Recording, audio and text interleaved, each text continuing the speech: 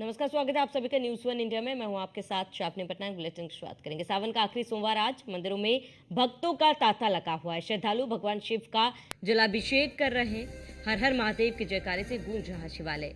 मंदिरों में सुरक्षा के पुख्ता इंतजाम किए गए हैं। तो मंदिरों में भक्तों का तांता लगा हुआ है। बड़ी खबर आपको बता रहे हैं, जहां श्रद्धालु भगवान शिव पर जलाभिषेक कर रहे हैं और भक्तों की भारी भीड़ देखी जा रही है। हर हर महादेव के जयकारे से शिवालय गूंज रहा है और आज सावन का आखिरी सोमवार है, जिसकी धूम पूरे देश भर में देखी जा रही है। मंदिरों में सुरक्षा के पुख्ता इंतजाम है। सावन का आखिरी सोमवार आज।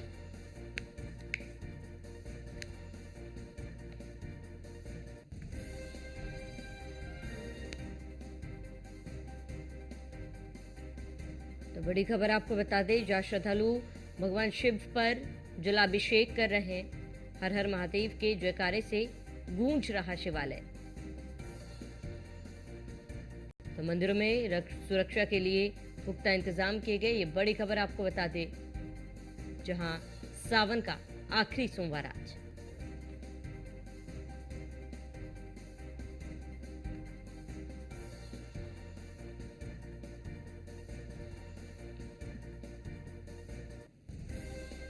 तो श्रद्धालु भगवान शिव पर जलाभिषेक कर रहे हैं। बड़ी खबर आपको बता दें, जहां हर हर महादेव के जयकारे से पूरा शिवालय गूंज रहा है और मंदिरों में सुरक्षा के पुख्ता इंतजाम किए गए। बड़ी खबर आपको बता रहे हैं, जहां सावन का आखिरी सोमवार और मंदिरों में भक्तों का तांता लगा हुआ है।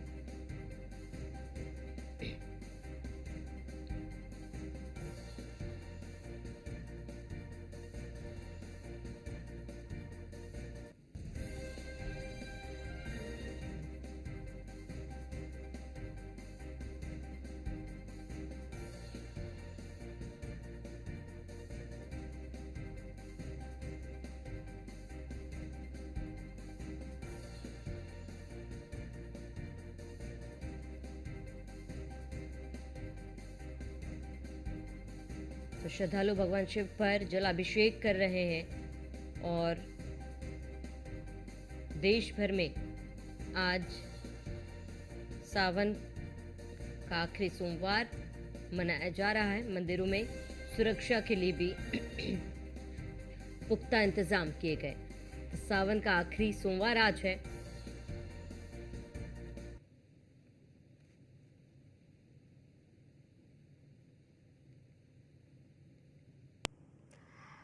वहीं अलग अलग मंदिरों से हमारे संवाददाता हमारे साथ जुड़ चुके हैं। कृष्णा त्यागी आगरा से, रामलाल सहनी मिर्जापुर से, नीलेश चौहान लखनऊ से हमारे साथ जुड़े हुए। नीलेश, सबसे पहले आपका रुख करूंगी।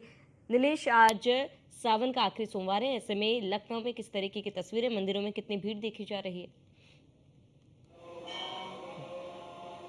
देखिए श्रावणी, बिल्कुल हम मंदिर की तस्वीरें सीधे आपको दिखाएंगे कि क्योंकि सावन का ये आखिरी सोमवार है। हम इस समय द्वादश ज्योतिर्लिंग, जहाँ पर देश भर में जो 12 शिवलिंग हैं, उनके सूक्ष्म रूपों को यहाँ पर जो है स्थापित किया गया है। जो सबसे पहले आप शिवलिंग देख रहे हैं, एक घेड़ेश्वर महादेव का शिवलिंग है। उसके बगल में अगर आएंगे आप तो केदारनाथ के सीधा दर्शन होंगे।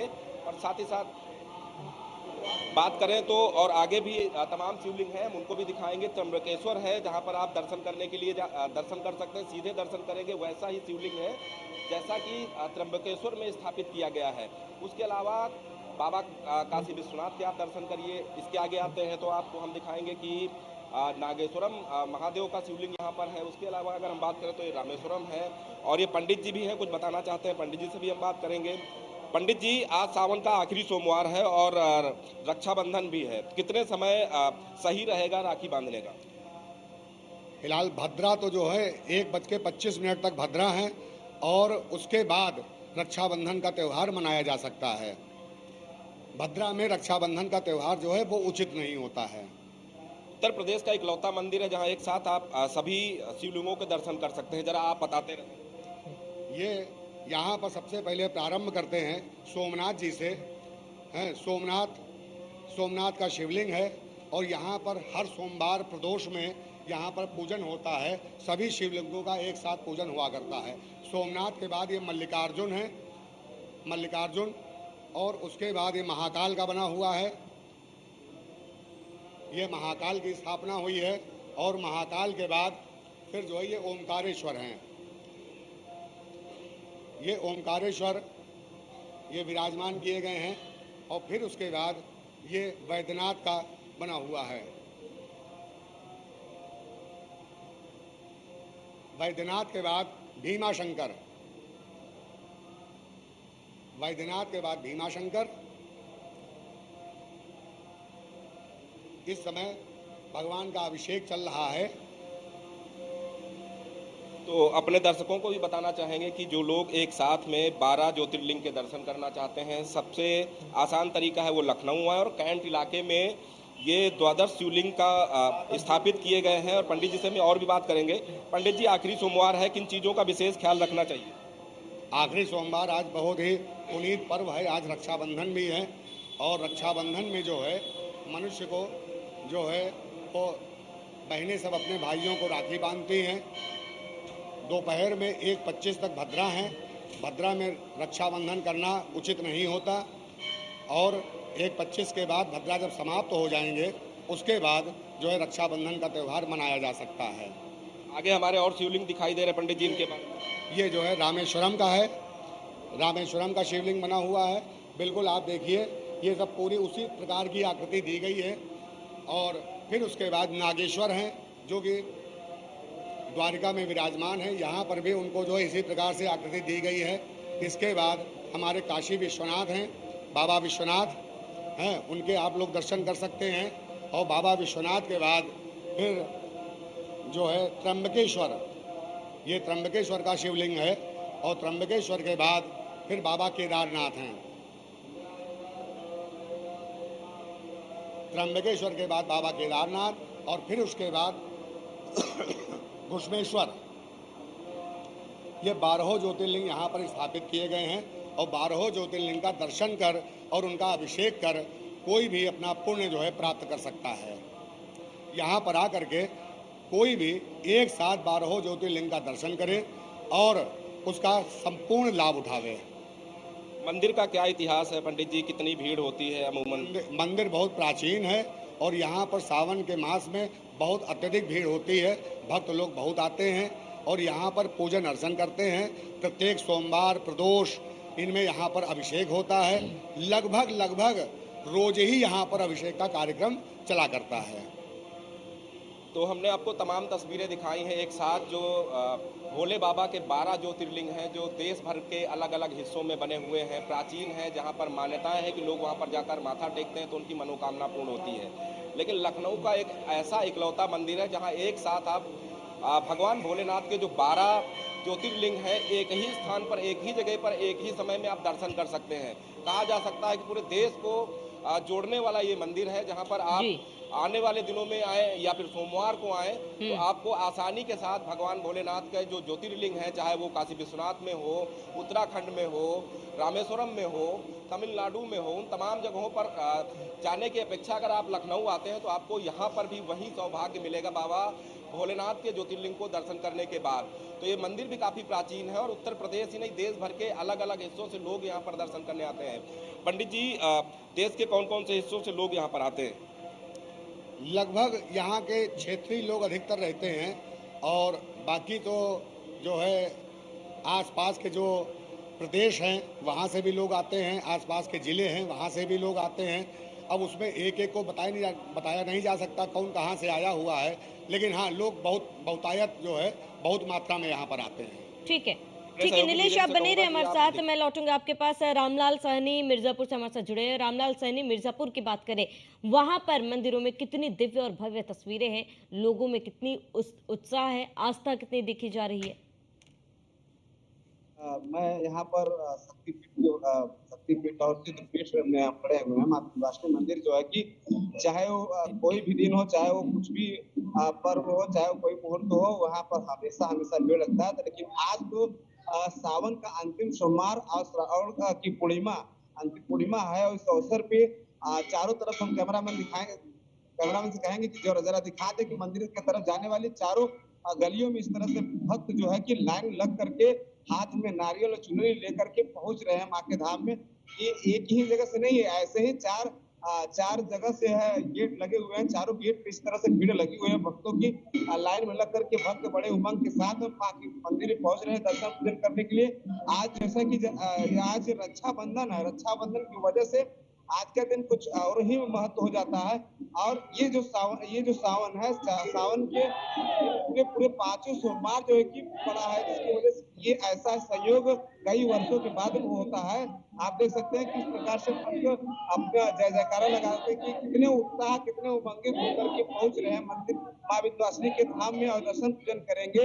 ये 2 घंटे से लाइन में लगे हुए हैं। ऐसे ही 4 गलियां हैं, चारों गलियां में भीड़ बहुत ही ज्यादा लगी है भक्तों की और सब मां की जय जयकारा लगाते हुए पहुंच रहे हैं मां विंध्यवासिनी में। हम बात करेंगे कि कहाँ से आए हैं और क्या उमंग है, क्या नाम है? शिवम। बोलो विंध्यवासिनी मैया की जय, बोलो सत्य दरबार की, बोलो लाल वाली की, बोलो शेरावाली की। जय राम प्रजापति माड़वरा से। कहाँ से? आज पूर्णमासी है और हर पूर्णमासी के आते हैं, हर मंगल के आते हैं। मैं हाँ जौनपुर से। जी हाँ, मान्यताएं तो बहुत है, बस मां विंध्यवासिनी हम सब की मनोकामनाएं पूर्ण करेगी। हमेशा राजेंद्र प्रसाद जायसवाल, जिला जौनपुर। क्या लग रहा है? माँ के दरबार में बड़ा शांति मिलता है, बड़ा खुशी मिलती है। देख सकते हैं कि किस तरह से भक्तों में जो है कि उमंग और जोश और उत्साह है मां के मंदिर में पहुंचने के लिए, दर्शन करने के लिए। तो ऐसे ही यहाँ के कम से कम अभी तक लाखों श्रद्धालु दर्शन कर चुके हैं। प्रातः काल जब मंगला आरती होती है, मंगला आरती से लेकर के अभी तक काफी ठीक है। लाखों दर्शनार्थी दर्शन ठीक है कर चुके रामलाल, हैं। आप बने रहे हमारे साथ, तमाम जानकारी के लिए लौटेंगे आपके पास। कृष्णा त्यागी हमारे साथ बने हुए। कृष्णा, आप फिलहाल जहां मौजूद है, आप उस मंदिर की मान्यताएं क्या हैं, लोगों में कितनी उत्साह देखी जा रही है? बिल्कुल श्रावणी में मैं आपको बता दूं, हम इस समय मौजूद हैं बल्केश्वर मंदिर पे। ये काफी प्राचीन मंदिर है, करीब 700 साल पुराना ये मंदिर है। और इस मंदिर की इतिहास की बात करें तो ये इस मंदिर में जो बताया जा रहा था, जो 700 साल पहले एक जो शिवलिंग थी जो वन में थी, उसके बाद यहाँ पर इस जो शिवलिंग की स्थापना हुई, उसके बाद इसी का नाम बल्केश्वर मंदिर रखा गया। और ये काफी लोग मेरे साथ मौजूद हैं यहाँ पर, जो मंदिर में यहाँ पूजा करने के लिए पहुंचे हैं। इनसे बातचीत करेंगे। सबसे पहले आपसे बात करेंगे, बताइए क्या कहना चाहेंगे? आज मंदिर में दर्शन करने के लिए पहुंचे महादेव जी के, महादेव जी का क्या मंदिर। आपने मनोकामना की? मेरी तो मनोकामना हमेशा पूरी होती है। मेरे को तो बहुत ही अच्छे लगते हैं यहाँ का मंदिर। मैं तो इनकी सेवा बहुत करती हूँ। क्या श्रद्धा भाव लेकर पहुंचे हैं आप? क्या दर्शन हो जाए, बहुत ही अच्छे भगवान की कृपा भक्ति मिलेगा। आप ये बताइए किस तरह से ये कितना प्राचीन मंदिर है, इस मंदिर की इतिहास की बात करें। देखो, हम पहले नौकरी पे रहते थे, अभी हम 10 साल से आए हैं, तो यहाँ पे देख रहे हैं बहुत ही अच्छा मंदिर, बहुत ही सब कुछ। हम यहीं रहते हैं बल्केश्वर में। आप बताइए यहाँ पर मंदिर की। मुझे भी यहाँ पे आके बहुत अच्छा लगा। महादेव, बल्केश्वर महादेव की जय। और मैं गुड़गांव से आई हूँ। यहाँ पे ज्यादा जल जो मान्यता है और जल चढ़ाना बड़ा अच्छा लगता है। आप बताइए, यहाँ पर मंदिर के दर्शन करने के लिए लगातार पहुँचते हैं, क्या मांगा है महादेव से लगातार? मैं तो यही मांगती हूँ, भगवान अपनी भक्ति देना और अपने दर्शन देते रहना और हमें रोज बुलाते रहना। बिल्कुल, आज रक्षाबंधन का पर्व भी है, आप क्या कहना चाहेंगे? मैं भोलेनाथ के दर्शन करने के लिए कम से कम 20 साल से आती हूँ, डेली आती हूँ कंटिन्यूस। 20 साल से आती हूँ। बहुत अच्छा लगता है, मन को शांति मिलती है, मन को शांति मिलती है और यहाँ के बहुत अच्छा लगता है। मन में श्रद्धा करी आ नहीं पाई थी, मैं आ नहीं पाई थी पूरे महीने 3 महीने, जब मैं भगवान जिस तरह से श्रावणी लगातार सभी लोग बता रहे हैं कि इस मंदिर की इतिहास है, काफी लंबा इतिहास है और करीब कई लोग 20-20, 25-25 साल से लगातार मंदिरों में दर्शन करने के लिए पहुंचते हैं। और सावन के महीने में लोग ज्यादा लगातार जो श्रद्धालु हैं उन लोगों का तांता लगा रहता है। और मंदिरों में जिस तरह से आगरा की बात करें तो आगरा के 4 मंदिर ऐसे हैं जो प्राचीन मंदिर माने जाते हैं, चाहे बल्केश्वर मंदिर हो, राजेश्वर मंदिर हो, चाहे कैलाश मंदिर हो या मनकामेश्वर मंदिर हो। ये तमाम मंदिर ऐसे हैं जो प्राचीन मंदिर माने जाते हैं। उसके बाद यहाँ प्रशासन की बात करें तो प्रशासन की पूरी चौक चौबंद व्यवस्था देखी जाती है। यहाँ पर लंबी लंबी जो कतारें देखने को मिलती है, श्रद्धालुओं को कोई समस्या ना हो, जिसके चलते लगातार यहाँ पर लोग जो प्रशासन ने पूरी व्यवस्था कर रखी है। और लगातार आप जिस तरह से टीवी स्क्रीन पे जो देख रहे हैं, ये मंदिर है, सुबह से ही भक्तों का यहाँ पर लंबा लंबा तांता लगा हुआ दिखाई दे रहा है। चाहे युवा हो, बुजुर्ग हो, महिला हो, तमाम लोग यहाँ पर अपने अपने महादेव के दर्शन करने के लिए पहुंचते हैं। और जिस तरह से आप लगातार टीवी स्क्रीन पर जो देख रहे हैं, अब प्रत्येक व्यक्ति जिस तरह से मंदिर के दर्शन करने के बाद सेल्फी करते हुए लेते हुए आते हैं। कुछ युवा भी हैं, इनसे बातचीत करेंगे। आप यहाँ दर्शन करने पहुंचे हैं, क्या मांगा है महादेव जी से, क्या कहना चाहेंगे आप? हमने तो अपने परिवार के लिए सुख शांति मांगी है, अपने लिए मांगा है। कब से मंदिर आ रहे हैं आप पूजा अर्चना? मैं तो आज आ जाऊँ पहली बार आए हैं? नाम सुना है मैंने। आप बताइए, आप मंदिर के दर्शन? मैं भी पहली बार आया हूँ, अपने फैमिली वगैरह के लिए मांगा है और करियर के लिए आएंगे, फ्यूचर के लिए।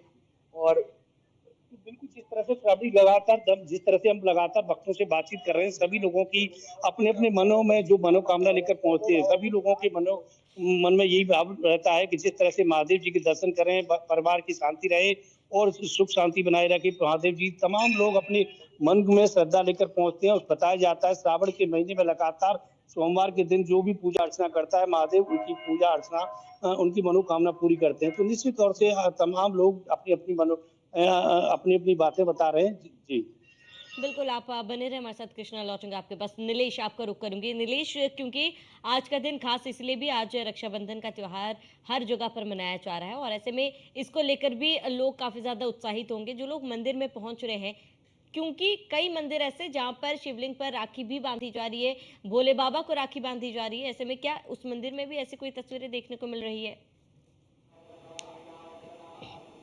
देखिए, हम सीधी बात पंडित जी से करेंगे जो अभिषेक करा रहे हैं। और सबसे अच्छी बात यहाँ की है श्रावणी कि जो आप मंदिर के ऊपर की जो शिलालेख देख रहे हैं, ये वही प्राचीन मंदिरों से मिलते हुए हैं, चाहे वो केदारनाथ का मंदिर हो, सोमनाथ का मंदिर हो, त्र्यंबकेश्वर का मंदिर हो। जैसे ये आप हमारे सामने जो कैमरे में तस्वीर इस समय देख रहे हैं, ये त्र्यंबकेश्वर महादेव मंदिर की तस्वीर है। और अंदर जो प्राचीन मंदिर है जहाँ पर ये बना हुआ है, उसकी जो ऊपर की शिलालेख है वो आप देखिए, और नीचे जो शिवलिंग है उसको आप देखिए। और फिर त्र्यंबकेश्वर महादेव की शिवलिंग को देखेंगे तो आपको ऐसा प्रतीत नहीं होगा कि आप त्र्यंबकेश्वर महादेव के मंदिर के साक्षात दर्शन नहीं कर रहे हैं। पंडित जी भी हैं, हम इनसे बात करेंगे कि पंडित जी, कितना पुराना मंदिर है, क्या मान्यताएं हैं मंदिर? 175 साल पुराना मंदिर है ये। कानपुर में लाला छेदीलाल अग्रवाल ट्रस्ट है, उन्होंने स्थापित कराया था उस समय में। और आज भी यहाँ पे बहुत लोग अपने जो बच्चों के संस्कार होते हैं वो कराने आते हैं यहाँ पे, वो शुरू से आ रहे हैं। तो यहाँ पे एक, क्योंकि इतना पुराना मंदिर होने के बाद सिद्धपीठ तरह से हो गया है, जिसकी जो भी मान्यताएं होती हैं 100% पूरी होती हैं। वो जैसे शिव जी का अभिषेक होता है तो जो जल होता है, यहाँ का जल कहाँ संचयन होगा? जल लखनऊ का शायद ये अकेला मंदिर था उस समय जब हमने शुरुआत करी थी 12 फरवरी 2014 को। तब ये अकेला मंदिर था जिसने जो मंदिर का जल जो चढ़ रहा है या पूरे मंदिर में कहीं भी जल जो निकल रहा है वो सीधे वाटर हार्वेस्टिंग के थ्रू जमीन के अंदर जाता था। इससे हमने जल बचाने का एक बहुत बड़ा संदेश दिया था लखनऊ में। ये पहला मंदिर हुआ था उस समय के। अब तो शायद कुछ और भी मंदिर में हो गए हैं, कोनेश्वर में भी शायद हुआ है ये। तो श्रावणी, इस मंदिर की सबसे खास बात यह है कि यहाँ पर जो शिव जी के ऊपर चढ़ाया जाने वाला जल है उसको वाटर हार्वेस्टिंग के टेक्नोलॉजी के तहत जो है संचयन किया जाता है, ताकि जल की बर्बादी को रोका जा सके। और साथ ही साथ आप उत्तर प्रदेश का इकलौता ऐसा मंदिर है जहाँ पर आप एक साथ 12 ज्योतिर्लिंगों के दर्शन कर सकते हैं। ये ज्योतिर्लिंग ठीक वैसे ही ज्योतिर्लिंग है जैसे काशी विश्वनाथ में है, त्र्यंबकेश्वर में है, रामेश्वर में है, उसके अलावा बद्रीनाथ में है, केदारनाथ में है, महाकालेश्वर में है। तो वो ऐसे ही रूपरेखा, वैसी ही साज सज्जा के साथ ये मंदिर को बनाया गया। करीब 250 वर्ष पुराना ये मंदिर है और लगातार उत्तर प्रदेश के अलग अलग हिस्सों से लोग यहाँ पर आते हैं, भक्त आते हैं जो पूजा अर्चना करते हैं। और यहाँ पर अगर आप चाहते हैं कि सोमवार को बाबा सोमनाथ के मंदिर के हम दर्शन करें, बाबा सोमनाथ के शिवलिंग पर हम जलाभिषेक करें, तो आप देख सकते हैं कि बाबा सोमनाथ का शिवलिंग है। अगर आप चाहते हैं कि आप मल्लिकार्जुन जाकर जो है शिवलिंग को अभिषेक करें तो आगे आप देख सकते हैं कि मल्लिकार्जुन है। उसके आगे अगर हम बात करें, जो लोग महाकालेश्वर जाना चाहते हैं तो महाकालेश्वर बाबा का भी शिवलिंग यहाँ पर स्थापित है। तो ऐसे एक एक करके 12 ज्योतिर्लिंगों को एक साथ स्थापित किया गया है। आप जिस जगह को चाहे उस जगह के शिवलिंग को आप जलाभिषेक कर सकते हैं, रुद्राभिषेक कर सकते हैं। और पूजा अर्चना कर सकते हैं। तो लखनऊ और उत्तर प्रदेश का इकलौता ऐसा मंदिर है जहां पर एक साथ आपको 12 ज्योतिर्लिंगों के दर्शन करने का सौभाग्य प्राप्त होगा। अपने सहयोगी वीरेंद्र से कहेंगे कि वो आगे भी तस्वीरें दिखाएं कि कितने मन से लोग जो है यहाँ पर अभिषेक कर रहे हैं, क्योंकि आज सावन का आखिरी सोमवार है और रक्षाबंधन का पावन पर्व भी है। तो ऐसे में अलग अलग जगहों पर आप देख सकते हैं कि ये हमारे सामने देख सकते हैं कि ओमकारेश्वर महादेव का शिवलिंग है जहाँ पर भी जलाभिषेक किया जा रहा है। उसके आगे अगर हम बात करें तो बैद्यनाथ बाबा का शिवलिंग है, यहाँ पर भी जलाभिषेक हो रहा है। उसके आगे अगर हम जाएंगे तो आगे भी शिवलिंग है, वहां पर भी लोग जो है जलाभिषेक कर रहे हैं। तो लखनऊ का ये ऐसा मंदिर है जहां पर वाटर हार्वेस्टिंग की सुविधा है, यानी कि शिवलिंग पर चढ़ाया जाने वाला जो जल है वो इधर उधर नालियों में ना जाकर सीधा उसको जो है धरती के अंदर संचयन किया जाता है, ताकि जल की जो बर्बादी होती है उसको रोका जा सके। और खासतौर पर जब शिवलिंग पर जल चढ़ाया जाता है तो अपने आप में पवित्र हो जाता है। तो ऐसे में उस पवित्र जल को नालियों में ना छोड़ा जाए और एक ही जगह संचित करके वापस धरती में समा दिया जाए। ठीक है नीलेश, आपका जुड़ने के लिए बहुत बहुत शुक्रिया। कृष्णा, आपका जुड़ने के लिए बहुत बहुत शुक्रिया। रामलाल, आपका भी जुड़ने के लिए बहुत बहुत शुक्रिया। इसके साथ ही इस बुलेटिन में इतना ही। देश प्रदेश के तमाम बड़ी खबरों के लिए बने रहिए न्यूज़ 1 इंडिया के साथ।